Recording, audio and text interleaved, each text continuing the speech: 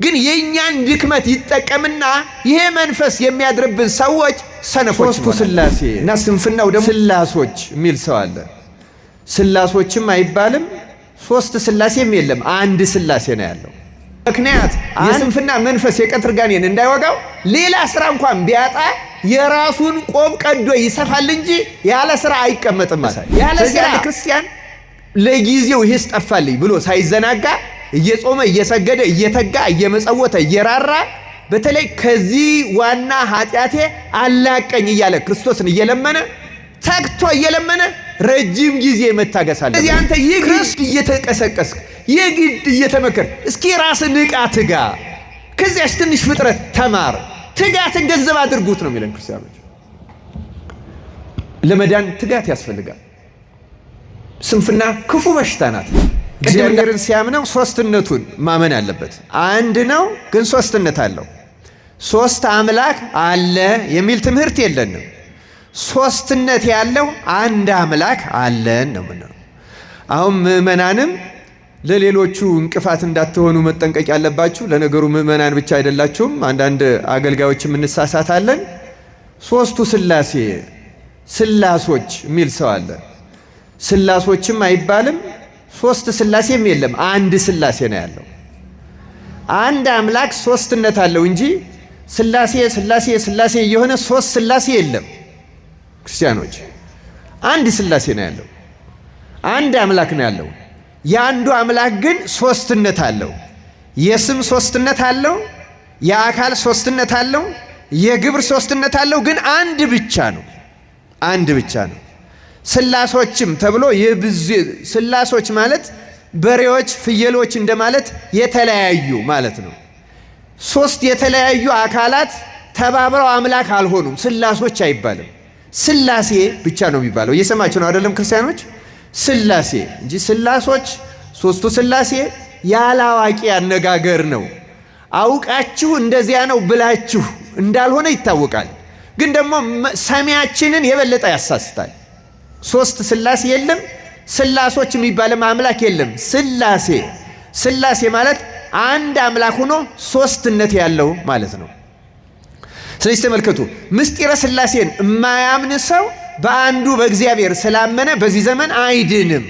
ቀጥሎ ስጋዌ ከሶስቱ አካል አንዱ አካል በተለየ አካሉ ከንጽሕት ቅድስት ድንግል ማርያም ስጋ ነፍስ ነስቶ ረቂቁ ገዝፎ ርቀቱ ግን ሳይቀር ምልኡ ተወስኖ ግን ከምልአቱ ሳይጎል የተዋህደውን ስጋም ሳያረቅም ሳይሰፋ ግን ረቂቅነትን ገንዘብ አድርጎ ምልአት ስፋትን ገንዘብ አድርጓል። ግን አልሰፋም፣ መወሰኑ ደግሞ አልቀረም። ይህንን ምስጢረ ስጋዌን ያላመነም አማኝም አይባልም፣ የመዳንም ተስፋ የለውም። ክርስቲያኖች ከዚያ በኋላ ይሄ ሰው ሆኖ የመጣው ደግሞ ከእኛ ሰው ሆኖ ዳግመኛ ተወልዶ ወልደ አብ ወልደ ማርያም ወልደ አዳም ወልደ አብርሃም ወልደ ዳዊት ተብሎ ሰው ሆኖ እኛን ደግሞ የአብ ልጅ የሚያደርግበት ጥምቀት ሰጠን። በጥምቀት ከሞቱ ተባባሪ በመሆን የእግዚአብሔር ልጆች እንሆናለን። ይችን የእግዚአብሔር ልጅነት የማያገኝ ደግሞ በዚህ መንገድ የእግዚአብሔር ልጅ ካልሆነ ደግሞ ጥንት እስራኤል በግዝረት የእግዚአብሔር ልጆች ይባሉ ነበረ። ያ ግን ቀርቷል። በአዲስ ኪዳን ሰዎች የእግዚአብሔር ልጆች የሚባሉት በጥምቀት ብቻ ሆኗል። ስለዚህ ያልተጠመቀ ሰው የመዳን ተስፋ የለውም፣ ሃይማኖቱም ስህተት ነው። እዩአቸው፣ አእማደ ምስጢራት፣ የሃይማኖት የምስጢራት መሰረቶች፣ ምሰሶች፣ ቋሚዎች እነዚህ ናቸው። ከዚያ ቀጥሎ ደግሞ ክርስቶስ በመስቀል ላይ ተሰቅሎ ሞቷል፣ ስጋውን ቆርሷል፣ ደሙን አፈሷል።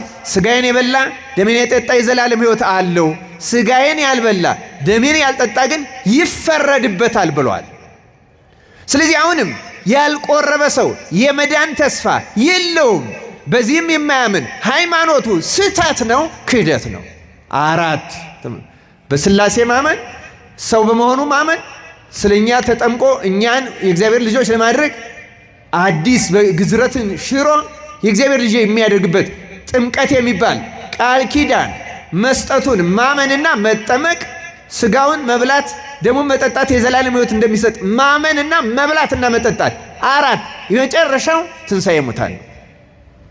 በትንሣኤ ሙታን ለምሳሌ አንድ ሰው ካላመነ ከዚህ በፊት ያመናቸው 4ቱ አይጠቅሙትም።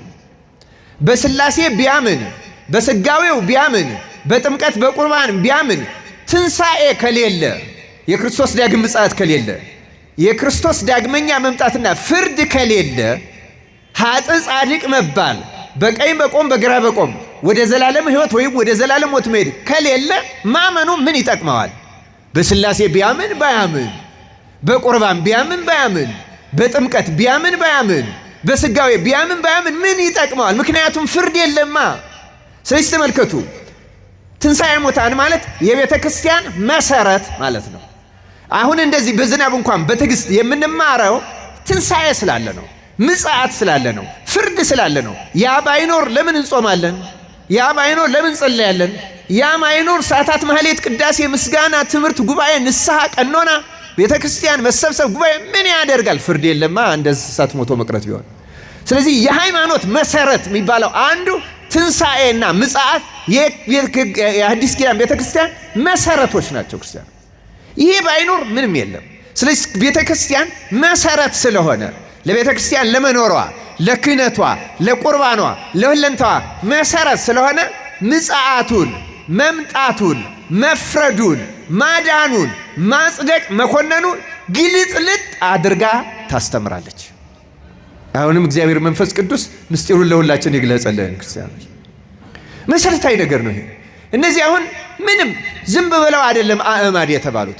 እያንዳንዱ ሰው ምን አይነት መሰረት ያለ እነዚህ አንዱ አይቆምም። በትንሣኤ ሙታን እንደ ሰዱቃውያን አምኖ በስጋዌ ባያምን አይድንም፣ በሥላሴ ባያምን አይድንም። ከአምስቱ አንዷ ላይ ነቅ ያለበት ገደል ገባ። በቃ ምንም ጥቅም የለውም። ምንም ከአምስቱ አእማደ ምስጢራት አንዷ ላይ ነኛ ሊቃውንት ጠንቃቆች ስለሆኑ መሰረቶቹን ለብቻቸው ቁጭ ስም ራሱ ሲሰጡ አእማድ አሏል። ምሰሶች፣ ቤትን ምሰሶ እንዲሸከመው ሌላውን ይሄን ጣራውን፣ ግድግዳውን፣ ሁሉን ነገር አሁን የዚህን የግንቡንም እነዚህ ምንድነው የምንላቸው ኮለሞቹ ናቸው ዋናውን የሚሸከሙት። ሌላ ሁሉ አጫፋሪ ነው። የሃይማኖት ምሰሶች እነዚህ ናቸው ክርስቲያኖች።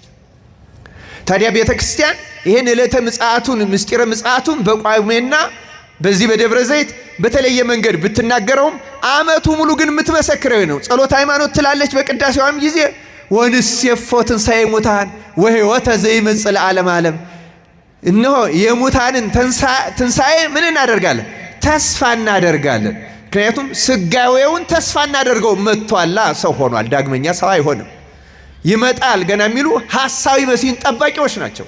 እኛ መጥቷል፣ ተወልዷል፣ ሰው ሆነዋል፣ ተሰቅሏል፣ ሞቷል፣ ተነስቷል፣ አርጓል፣ ዳግመኛ ይመጣል ብለን ነው የምናምነው ክርስቲያኖች።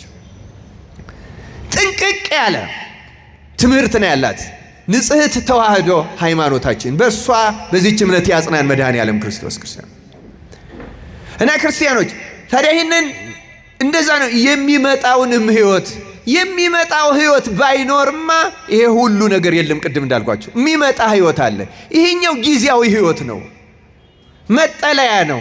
የሚመጣው ሕይወት ነው ዋናው። ይሄ ዓለም ወደዚያ ሕይወት ለመሄድ መዘጋጃ ብቻ ነው። ከዚህ የተነሳ ቤተ ክርስቲያን ከደብረ ዘይት ቀጥላ ገብርኄር ብላ በተለይ ማቴዎስ 25 ያሉትን ሁለቱ ታሪኮች ማቴዎስ 25 እንዳለ የዕለተ ምጽአቱ የደብረ ዘይቱ የማቴዎስ 24 ቅጥያ ነው። የዚያ ቀጣይ ክፍል ነው እና ደግሞ ታሪኮቹ ራሱ አስተማሪዎችም አስደንጋጮችም ናቸው። ለምንድን ነው አስደንጋጮች የምንለው? ለምሳሌ ማቴዎስ ወንጌል ምዕራፍ 25 ከቁጥር 1 እስከ 13 ያለው የ10 ደናግል ምሳሌ ታሪክ ነው። ጌታ የመሰለው መንግሥተ ሰማያት ሙሽራውን ሊቀበሉ የወጡ 10 ደናግልን ትመስላለች አለ። 5ቱ ልባሞች፣ 5ቱ ደግሞ ምንድን ናቸው አለ? ሰነፎች። ርዕሳችን ስንፍና ነው። ተመልከቱ። ትንሽ ስንፍና ምንና ምን ታጠፋለች ነው የተባለው። ስንቱን ነገር ጥበብን ሁሉ ክብርን ሁሉ ታጠፋለች። ክርስቲያኖች እዩ ሶሎሞን ምን እንደሚለው ትንሽ ስንፍና። አሁን እነዚህ 5ቱ ደናግል ስናያቸው አንደኛ ደናግል ናቸው። ክርስቲያኖች ደናግል የሚለው ቃል ትልቅ ምስጢር ያለው ነው። ትልቅ ትርጉም ያለው ነው። ምን ያህል ትልቅ ትርጉም እንዳለው በጥቂቱ መግለጽ ያስፈልጋል። በእውነቱ የሥጋን ንጽሕና የጠበቀ ብቻውን ድንግል አይባልም በሊቃውንት እና በመምህራን ዘንድ። ኦሪት ዘፍጥረት ምዕራፍ 24 ላይ ርብቃ ለይስሐቅ የታጨችበትን ታሪክ እንዲህ የሚል ቃል አለው። ርብቃ መቼስ የይስሐቅ የአብርሃም መልእክተኛ ምልክት ሰጥቶ ይህች ትሁን ካለ በኋላና ርብቃ ግመሎቹን ካጠጣለች በኋላ ስለ እሷ ሲናገር መጽሐፍ ልጅቱም ወይም ሴቲቱም ይላል ወንድ የማታውቅና ድንግልም ነበረች ይላል። ወንድ የማታውቅና ድንግልም ነበረች። ቅዱስ ዮሐንስ አፈወርቄን ሲተረጉም ወንድ የማታውቅ ያላት የሥጋ ንጽሕናዋን ክብረ ንጽሕናዋን ያላስገሰሰች ያልረከሰች ንጽሕናዋን የጠበቀች ማለት።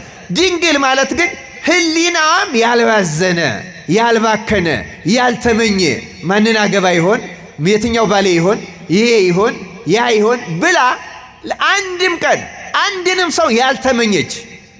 ይስሐቅ የክርስቶስ ምሳሌ ስለሆነ ቤተክርስቲያን በእውነት እነሱም ሴቶቹ የቤተክርስቲያን ምሳሌዎች ናቸው። ለዚያ ነው ይላል ቅዱስ ዮሐንስ አፈወርቅ። ስለዚህ ተመልከቱ፣ ወንድ ያልደረሰባት ወንድ የማታውቅና ድንግል ሲል እየደገመው አይደለም። የቀዳሚው ለሥጋዋ የኋለኛው ለሕሊናዋ ነው። ስለዚህ ተመልከቱ፣ ድንግል መባል የሥጋን ሰውነት ንጽሕና ከመጠበቅ ያለፈ ከፍ ያለ ነገር ነው።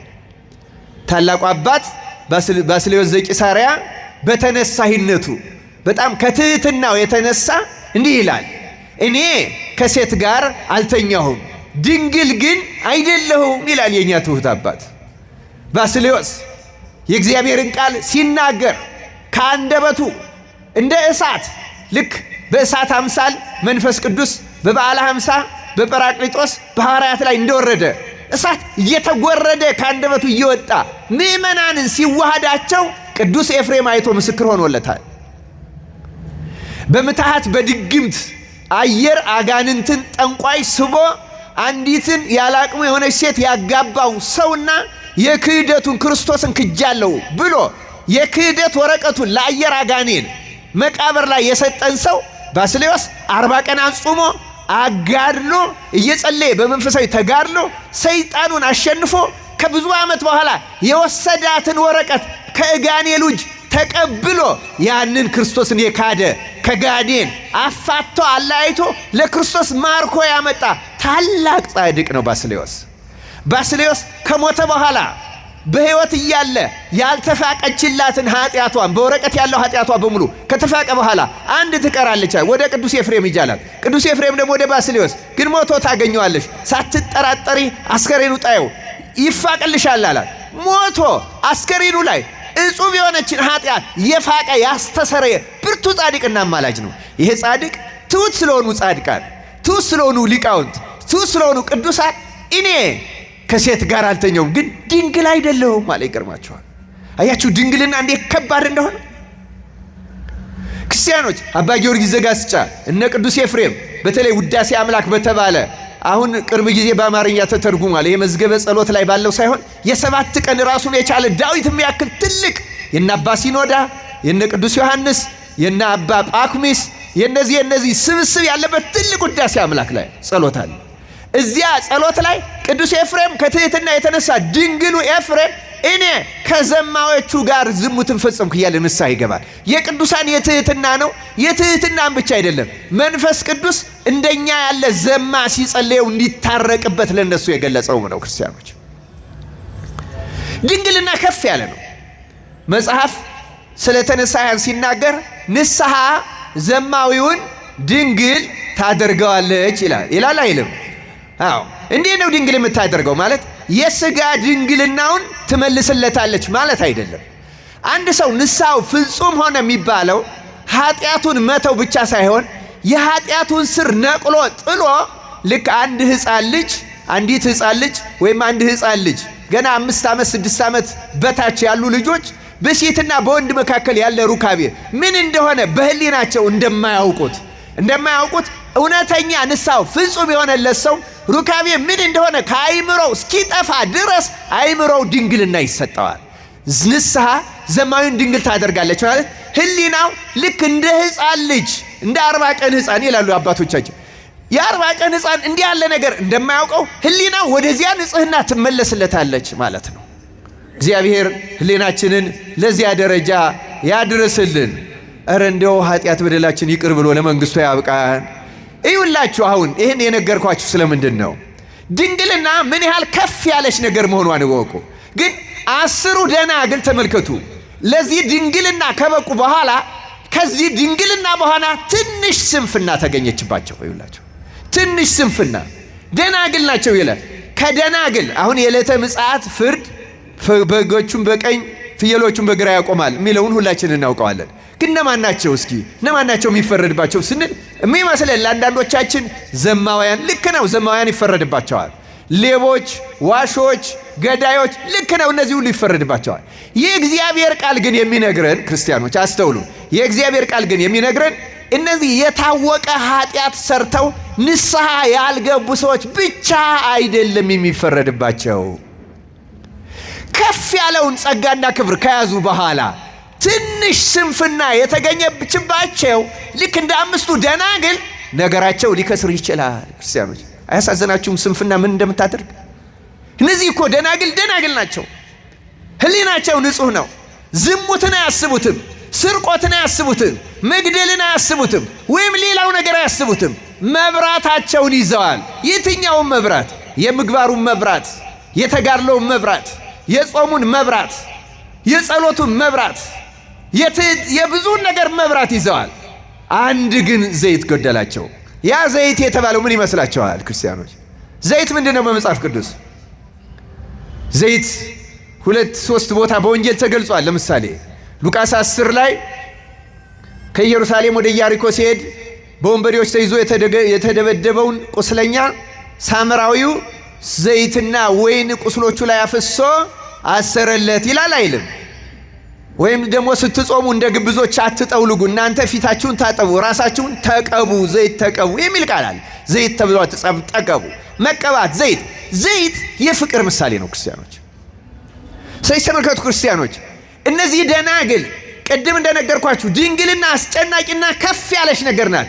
ድንግልናን ያህል ከኖራቸው በኋላ፣ ምናኔን ያህል ከኖራቸው በኋላ፣ ሰይድ ቀዊም ጾም ጸሎት ከኖራቸው በኋላ፣ ብዙ ትሩፋት መብራት የተሰኘ ከሰበሰቡ በኋላ ዋናው ነገር ጎደላቸው። ምን? ዘይት የተባለ ፍቅር። ቅዱስ ጳውሎስ እንዳለው ተራራን እስካፈልስ እምነት ቢኖረኝ፣ ሥጋዬን ለአራዊት እስከምሰጥ ሰማዕትነት ብቀበል፣ ጸጋ ልሳን ተሰጥቶኝ በመላእክት ቋንቋ ብናገር፣ ፍቅር ግን ከሌለኝ ምንድን ነኝ አለ? ከንቱ ነኝ። አያችሁ። ስለዚህ የእግዚአብሔር ቃል እየነገረን ያለው ምንድን ነው?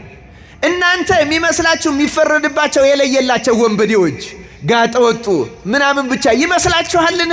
አይምሰላችሁ። መናኝ ገዳማዊ ይፈረድበታል። ይኸው 5ቱ ደናግል ተፈርዶባቸዋል።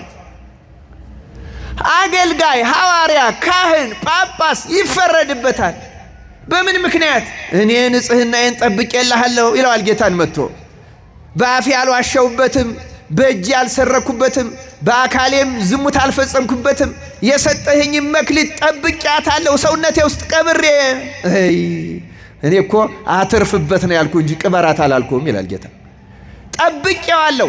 ተመልከቱ፣ አንድ መክሊት የሰጠው ሰው የተፈረደበት በመስረቅ አይደለም፣ በማመንዘር አይደለም፣ ኃጢአት በመስራት አይደለም። ተመልከቱ፣ ጠብቄያለሁ እደነቃለሁ ብሎ ነበር የጠብቀው።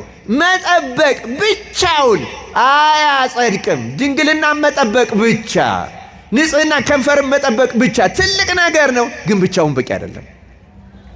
ይኸው ከጠበቁት ውስጥ የማይጠቀሙ የማይጸድቁ የሚኮነኑ አለ። የገብርኄር ሳምንት ትልቁ መልእክቱ ይሄ ነው ክርስቲያኖች። እምንጸድቅ የመስለን ሰዎች ውስጥ እምንኮነናለን። እንደ ገብረ ሐካይ ያለን፣ እንደ 5ቱ ደናግል ያለን፣ ገዳም ገብተን መንነን እምንኮነን ሰዎች አለን የሚለን የእግዚአብሔር ቃል ክርስቲያኖች። እግዚአብሔር አምላክ በቸርነቱ ለሁላችን ማስተዋልን ይስጠን። በምን ተኮነኑ ስንል ሁለቱም ወንጌል የሚነው 5ቱ ሰነፎች ይህንንም ደግሞ ጌታ ሆይ ይኸው መክሊትን ጠብቄአለሁ ሲለው አንተ ሰነፍ ነው ያለው። ምንድን ነው ያለው? ተናገሩ። ምንድን ነው ያለው? ሰነፍ። ሉቃስ ወንጌል ምዕራፍ 12 ላይ ያ ባለጸጋው ይሄ ሁሉ አለኝ፣ በቃ ባለጸጋ ነኝ፣ ጎተራዬን አሰፋለሁ፣ እንዲህ አደርጋለሁ እያለ ስለ ወደፊቱ ብቻ ያስባል። ሰራተኛ ነው፣ ሰርቆ የሰበሰበው አይደለም፣ ቀምቶ ያመጣው አይደለም፣ ሰርቼ ነው ብሎ ነው። ግን ደግሞ በንጽህና መስራትና ማግኘት ብቻውን አያጸድቅም። አንተ ሰነፍ። ዛሬ መላእክት ነፍስህን ይፈልጓታል። ይሄ የሰበሰብ ሁሉ ለማን ይሆናል? ሰነፍ። ሰነፍ የተባሉትን ብናያቸው ይገርማቸዋል። በሌላ ነገራቸው ትጉዎች ናቸው። በጣም አስገራሚ ነው። በሌላ አይወቀሱም። አስገራሚው ነገር ይሄ ነው። ክርስቲያኖች በዝሙት ይህም በመሰለው አይወቀሱም። በስንፍና ምክንያት ግን መንግሥተ ሰማያትን ሲያጡ ደጋግመን መጽሐፍ ቅዱስ ላይ እንመለከታለን። ይኸው ገብርኄር ዋና ዓላማው በገብርኄር ሳምንት ስንፍና ያላትን ትልቅ ጉዳት ክርስቲያኖች መረዳት አለባቸው።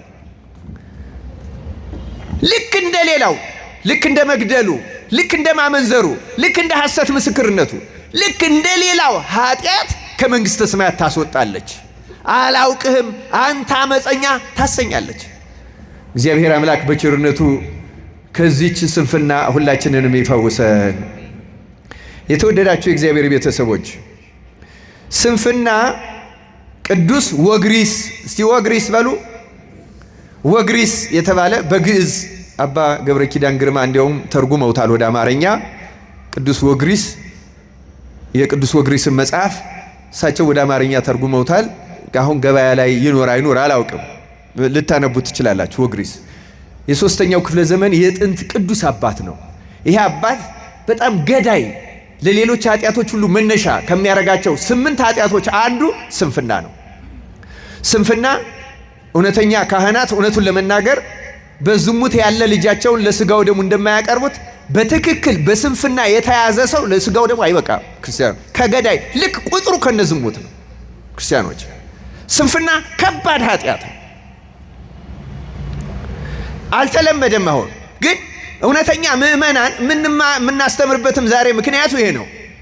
ልክ እንደሌላው ዋሽቻለሁ እንደምንለው ስንፍና አለብኝ ብለን ንስሐ የሚያስገባ ትልቅ ኃጢአትና ድክመት ነው። ከመንግሥተ ሰማያት በአፋ የሚያስቀር በውጭ የሚያስቀር ስለሆነ ክርስቲያኖች በጣም ከባድ ኃጢአት ነው። ምንድነው ጠባዩ የሚለውን ስንፍና ልክ የዝሙት መንፈስ እንዳለው ክፉ መንፈስ እንዳለው ስንፍናም መንፈስ አለው። ይሄው ቅዱስ ወግሪስ የዝሙት የስንፍና መንፈሱ የቀትር ጋኔን ይባላል ይላል። ማን አልኳችሁ? የቀትር ጋኔን። እዚህ መዝሙር 91 ላይ በልዑል መጠጊያ የሚኖር የሚለውን ላይ ስትመለከቱ እንዲህ የሚል ቃል አለ። ላንብብላችሁ እንዲያውም ክርስቲያኖች። ስለዚህ መንፈስ ማወቅና መዋጋት ስለሚጠበቅብን ማለት ነው። መዝሙር 90 በአማርኛው 91 ላይ እግዚአብሔርን አንተ መታመኛዬ ነህ እለዋለሁ። ምን እለዋለሁ? ተናገሩ። መታመኛዬ ነህ እለዋለሁ። አምላኬና መሸሸጊያዬ ነው፣ በእርሱም እታመናለሁ። እርሱ ከአዳኝ ወጥመድ ከሚያስደነግጥም ነገር ያድንሃልና። በላባዎቹ ይጋርድሃል፣ በክንፎቹም በታች ትተማመናለህ። እውነት እንደ ጋሻ ይከብሃል። ይሄ ሁሉ የሚደረግለት ምን አይነት ሰው ነው ካል በእግዚአብሔር የሚተማመን ሰው። ሰምታችኋል አይደለም? እግዚአብሔርን መታመኛዬ ነህ እለዋለሁ አላለም? በልዑል እግዚአብሔርን መጠጊያው ያደረገ ሰው እግዚአብሔር ይከልለዋል። እና እነዚህ ከአዳኝ ወጥመድ ከሚያስደነግጥም ነገር ያድንሃልና በላባዎቹ ይጋርድሃል፣ በክንፎቹ በታች ትተማመናለህ። እውነት እንደ ጋሻ ይከብሃል ካለ በኋላ ከሌሊት ግርማ፣ በቀን ከሚበር ፍላጻ፣ በጨለማ ከሚሄድ ክፉ ነገር፣ ከአደጋና ከቀትር ጋኔን አትፈራም ይላል። ስለ ቃሉ የእግዚአብሔር ስሙ የተመሰገነ ይሁን። ከምን አትፈራ ማለት? ከአደጋና ከቀትር ጋኔን። ይህ የቀትር ጋኔን የስንፍና መንፈስ ነው አበው የሚሉት። ሰዎችን ሰነፎች የሚያደርጋቸው ዝም ብሎ ደርሶ ማንኛውንም ላይ ጉብ የሚብልበት ቢሆን ኖሮ አንድም ሰው አያስተርፍም ነበረ። ግን የእኛን ድክመት ይጠቀምና ይሄ መንፈስ የሚያድርብን ሰዎች ሰነፎች እንሆናለን።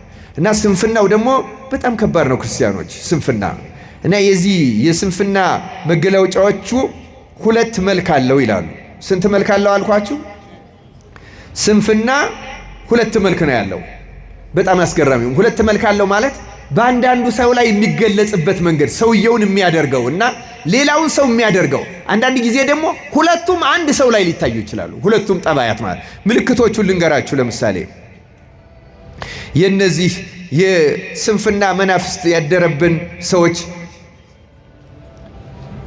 መገለጫዎች፣ አንደኛውና የመጀመሪያው ለማንኛውም ነገር መደበር። ይሄ መደበር ያልኩት የዘመኑ ቋንቋ ስለሆነ ነው። ዳተኛ መሆን። ይሄንም አድርጉ ሲሉት ብድግ ብሎ የማያደርግ ማለት ነው። ቅምድምድምድ በኋላ እንደዚህ ይደርሳል። ስሜቱ አይምሮ ውሻ አይለውም። በነገራችን ላይ ቀዝቃዛ ነው የሚሆነው። እንቅልፍ ይለዋል። ብዙ ጊዜ እንቅልፍ ዝም ብሎ አሁን ቤተክርስቲያንም መጥቶ እንቅልፍ፣ እየተማረም እንቅልፍ፣ እየሰማም እንቅልፍ፣ ዝም ብሎ የእንቅልፍ መንፈስ ይው አድርጎ አይደለም የሚወስደው። እንዲሁ ዝም ብሎ የማይለማ የማይነቃ ልፍስፍስ ያደርገዋል። እሱ ብቻ አይደለም፣ እውነት ለመናገር በኋላ ነገ አሁን ጸሎት መጸለይ ያለብኝ ይላል፣ ግን ቆይ ትንሽ ቆይቼ ይላል። ቤተክርስቲያን መሄድ እንዳለበት ይነሳና ቆይ ትንሽ ሰዓቱ ገና ነው አለ ጊዜ ቆይ ነው የሚለው። በነገራችን ላይ የስንፍና የዚህ የዳተኝነት መገለጫ ያለው የስንፍና መንፈስ ያለበት ሰው ንስሐም ሲሉት ነገ ከነገ ወዲያ የሚቀጥለው ሳምንት እዚህ ቦታ ሂጄ ከመጣሁ በኋላ እንትኑ እንዲህ ከሆነ በኋላ ቆረብ እንትኑ እንዲህ ከሆነ በኋላ እንዲህ ካደረግኩ በኋላ እንዲህ ከሆንኩ በኋላ አይነተኛ መገለጫው ከሆነ ጊዜ በኋላ ነው የሚለው። ሁልጊዜ ግን ከዚያ ጊዜ በኋላም አያደርገው። ይሄ መንፈሱ ነው፣ ጋኔኑ ነው እንደዚህ የሚያደርገው። እና ለማንኛውም ነገር ደግሞ ጣዕም ያጣል። ለምሳሌ ቤተክርስቲያን ሊሄድ ብሎ ይመጣና ሲመጣ ገና የሚጸለየው ይጠፋል። ራሱ ወደዚያ ይንከራተታል። የሴቱና የወንዱን መቋሚያ ያደበላልቀዋል። እየተቀደሰም ቢሆን አይገባውም። ዝም ብሎ የራሱን ዞሮ ተንከራቶ የሚሄድ ሰው አለ። ዝም ብሎ ምን ያህል ጊዜ መቆየት እንዳለበት አያውቅም። አንዴ እዚያ ዛፉ ስር ይቀመጣል። ከዚያ በኋላ ጆሮውን ቀና ያደርጋል። የሚደረገው አይጥመውም። ተነስቶ ይሄዳል። ደግሞ ወይ ትዝ ይሉታል የሆነ የረሳቸው ሰዎች ሁሉ ምንም መረጋጋት አይችልም። ይሄ እንዲህ የሚያደርገው የስንፍና መንፈስ ነው ይላሉ። ሁለተኛው መልኩ ደግሞ በእውነቱ አስገራሚ ነው። ባዛና ያደርገዋል ይላሉ። ማለት ረፍት የለሽ ብኩን ነው የሚሆነው። ግን የተከናወነ አንድ ነገር አያደርግም። አንድ ነገር ሲጨብጥ ሌላ ነገር ትይዝለዋል። አሁን ላንብብ ብሎ ቁጭ ሲል ብድግ አድርጎ ዝም ብሎ ስልኩ ማየት፣ ደግሞ የሆነ ነገር እንደገና ወደዚህ ይመጣል። አንድ ነገር ተረጋግቶ ማድረግ አይችልም። ባዛና ቀዥቃዣ፣ ቢሮው ተቀምጦ ይቁነጠነጣል። ረፍት የለውም፣ ሰላም አይሰጠውም።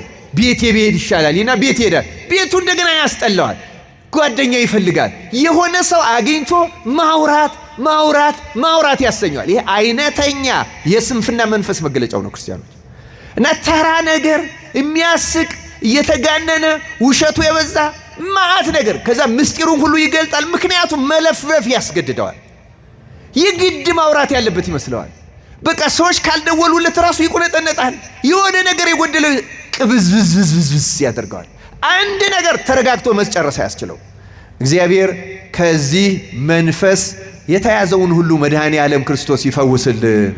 ክርስቲያኖች እነዚህ ምልክቶች የምናገረው በመጽሐፍ የተጻፉ ናቸው። ልክ እንደ በሽታ ከራሴ አውጥቼ የተናገርኩት አንድ ቃል የለኝ። ልክ አሁን የወባ በሽታ የራሱ ምልክት እንዳለው ማንቀጥቀጡ፣ ትኩሳቱ፣ ምግብ ማስጠላቱ፣ ማስታወኩ ምልክት እንዳለው የስንፍና ምልክቶቹ እነዚህ ናቸው። ረፍት የለሽ መሆን። ቤተ ክርስቲያንም ቁጭ ብለን ረፍት አይሰጠንም። ይሁን ንግር ትዝ ይለናል። ልክ ወደዚያ ስንሄድ ደግሞ ሌላ ያሳስበናል።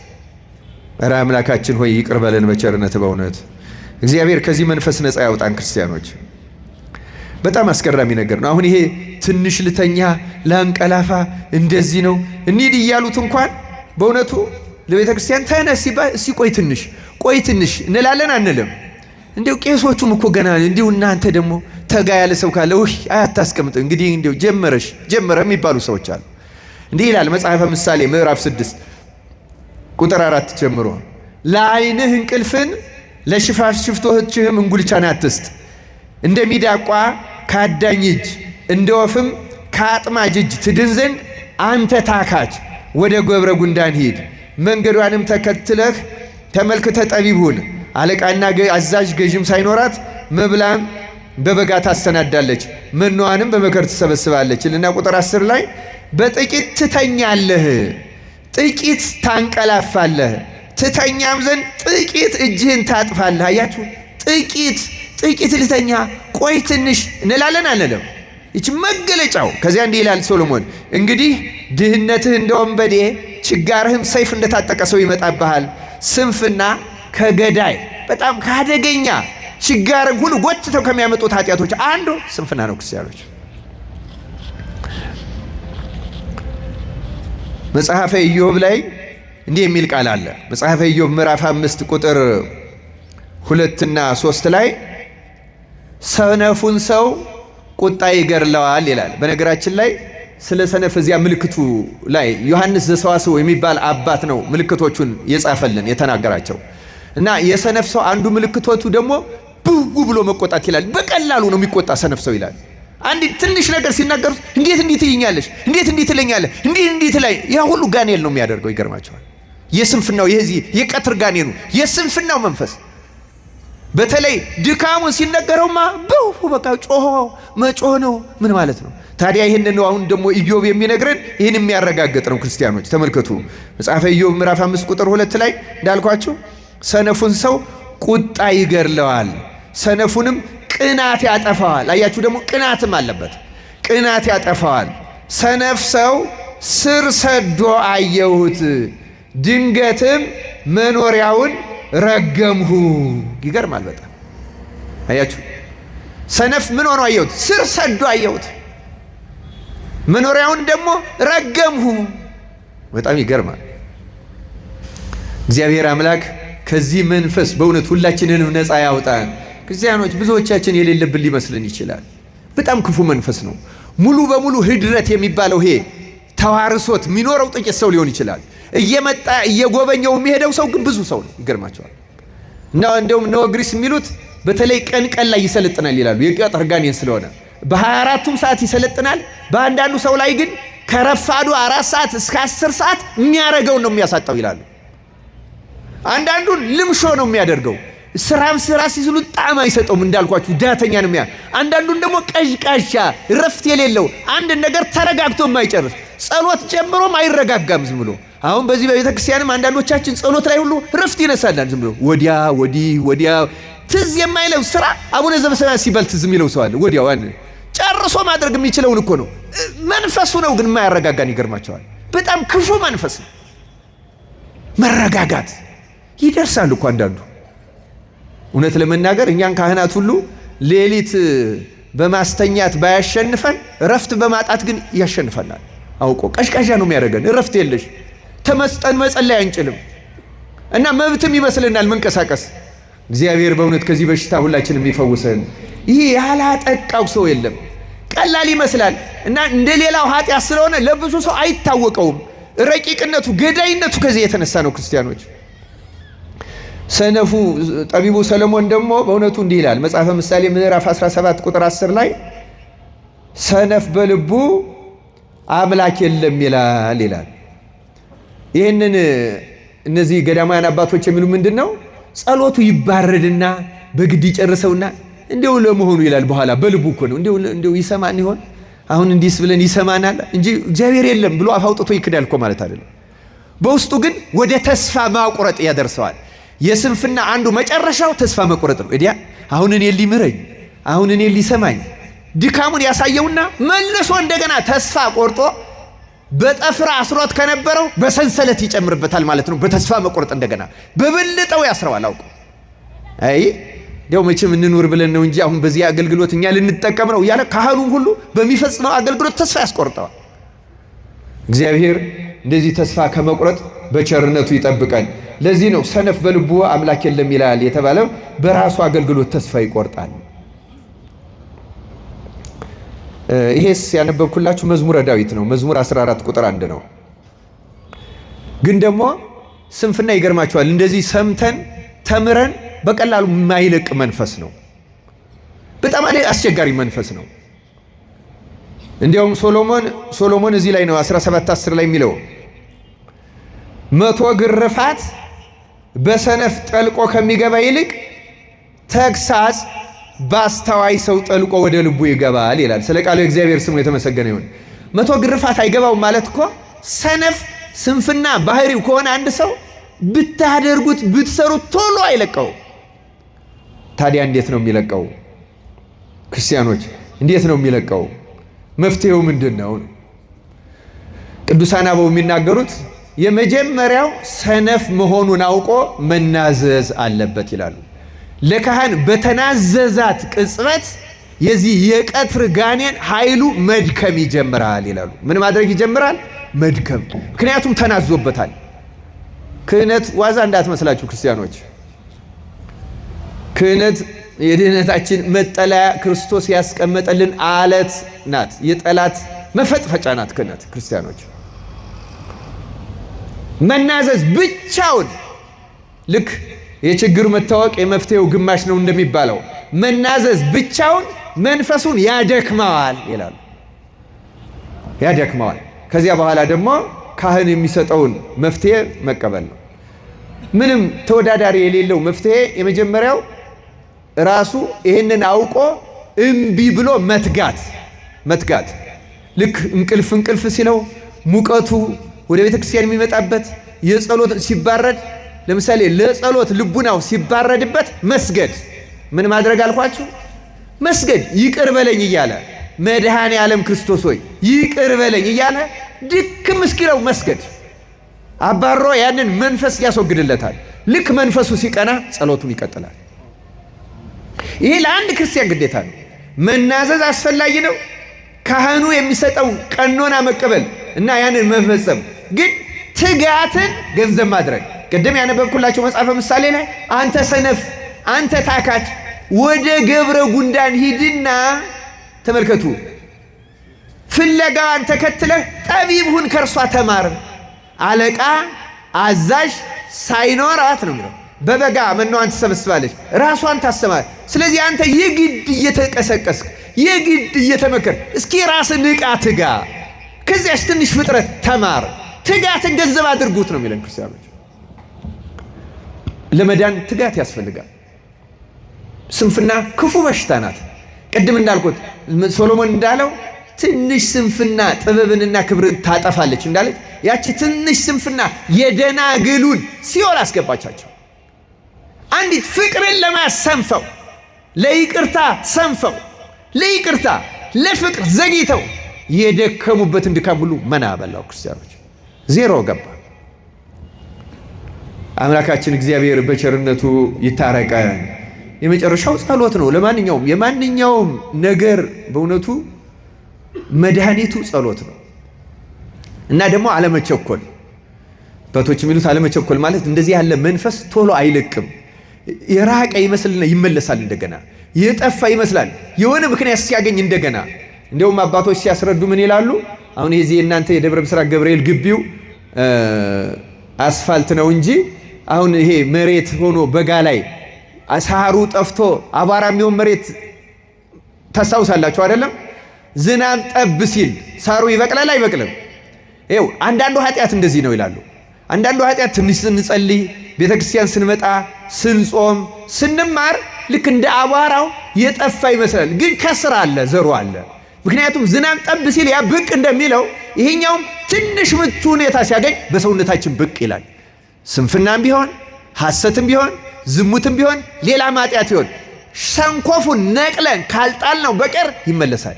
ስለዚህ አንድ ክርስቲያን ለጊዜው ይህስ ጠፋልኝ ብሎ ሳይዘናጋ እየጾመ እየሰገደ እየተጋ እየመጸወተ እየራራ በተለይ ከዚህ ዋና ኃጢአቴ አላቀኝ እያለ ክርስቶስን እየለመነ ተግቶ እየለመነ ረጅም ጊዜ መታገስ አለበት።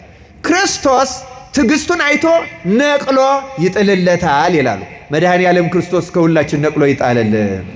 የተወደዳችሁ የእግዚአብሔር ቤተሰቦች ስንፍና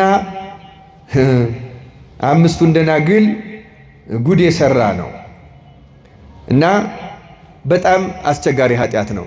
ልክ ከነዚህ አሁን ከነገርኳችሁ ችግሩን ከመረዳት ከመናዘዝ ጋር ንስሐ ከመግባት ጋር ሌሎች አባቶች የሚነግሩት የተግባር ስራ መስራት ማለት በእጅ በእግር የሚሰራ አሁን የከተማ ኗኗር ለእጅ ለተግባር ስራ ብዙ የተመቸ አይደለም።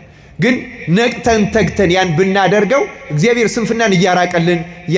አሁን ለምሳሌ የከተማ ወንዶች ቢሮ ገብቶ ውሎ የሚመጣ ሰው የሚሰራው ብዙ ላይኖር ይችላል። አሁን ብዙ ሰው ለዚያ ነው ሰውነቱን ለማፍታታት ጂም የሚሄደው። ግቢው አትክልት ኖሮት የማይኮተኩት ከሆነ እኔ የምመክረው ኪችን ገብቶ ዛሬ ጊዜ የሴት ስራ ቢያንስ ዕቃ ማጠብ ቢያጥብ እንዲሁም የትህትናም ጭምር ስለሆነ ብዙ ጾሩን ያቃልለታል። ክርስቲያኖች እግዚአብሔር ጾራችንን ያቅልልልን። እና የተግባር ስራ በጣም መሰረታዊ ነው፣ ወጥቶ መንቀሳቀስ ካልሆነ። ለዚህ ነው አሁን መነኮሳት በእውነቱ ስራ መፍታት ትልቅ አደገኛ መሆኑን ስለሚያውቁ ስራ የፈታ መነኩሴ ቆቡን ቀዶ ይሰፋል ሲባል ሰምታችሁ ታውቃላችሁ? ምን ማለት ነው? በስንፍና ምክንያት የስንፍና መንፈስ የቀትር ጋኔን እንዳይወጋው ሌላ ስራ እንኳን ቢያጣ የራሱን ቆብ ቀዶ ይሰፋል እንጂ ያለ ስራ አይቀመጥም ማለት። ያለ ስራ ወይ ያለ ጸሎት ወይ ያለ ቅዱሳን መጻሕፍት መመልከት ከተቀመጠ ይህ መንፈስ ያጠቃዋል። የተወደዳችሁ እግዚአብሔር ቤተሰቦች የተግባር ስራ መስራት፣ ንስሐ መግባት፣ መናዘዝ፣ ተግባር ስራ መስራት፣ ተግቶ መነሳት፣ ከዛ የመጨረሻው ያልነገርኳችሁ ቅዱሳት መጻሕፍትን መመልከት። ቅዱሳን መጻሕፍት ምን ማለት ነው አልኳችሁ? የቅዱሳን ፍቅር የሚያሳድሩ የቅዱሳን ገድሎች ያ እየተዋጋው ተነቅሎ ይወጣል። አምላካችን እግዚአብሔር ይህን የስንፍና መንፈስ ነቅሎ ይጣልልን። ይቆየን። ወስብሐት ለእግዚአብሔር።